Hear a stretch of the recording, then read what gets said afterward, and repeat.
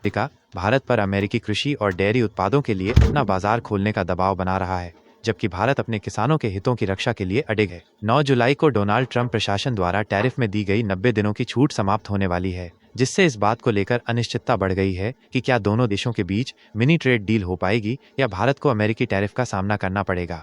क्या है trade deal? Trade deal, जिसे व्यापार समझौता भी कहा जाता है, दो या दो से अधिक देशों के बीच होने वाला एक समझौता है जो आयात और निर्यात होने वाले सामानों पर लगने वाले टैक्स, टैरिफ और अन्य व्यापारिक नियमों को निर्धारित करता है। यह समझौता यह तय करता है कि एक देश से दूसरे देश में सामान भेजने पर कितना टैक्स लगेगा और दूसरे देश से सामान मंगाने पर हम कितना टैक्स लगाएंगे। इसका उद्देश्य व्यापार को आसान बनाना और दोनों देशों के लिए आर्थिक लाभ सुनिश्चित करना होता है। भारत अमेरिका व्यापार वार्ता का मुख्य मुद्दा। भारत और अमेरिका के बीच व्यापार वार्ता लंबे समय से चल रही है, लेकिन कृषि और डेयरी उत्पाद एक बड़ा गतिरोध बने हुए हैं।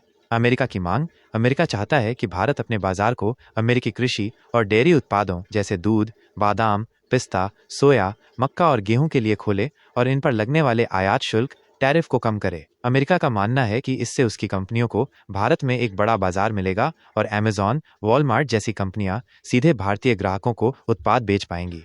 भारत का रुख, भारत इस मामले में सख्त है और अपने किसानों के हितों से कोई समझौता करने को तैयार नहीं है। भारत का कहना है कि देश की एक बड़ी आबादी खेती और पशुपालन पर निर्भर है। अगर सस्ते अमेरिकी उत्पाद भारतीय बाजार में आते हैं तो इससे देश के छोटे किसानों की आजीविका पर सीधा असर पड़ेगा। भारत ने पहले भी ब्रिटेन या ऑस्ट्रेलिया जैसे देशों के साथ हुए व्यापार समझौतों में अपने डेयरी सेक्टर को नहीं खोला है।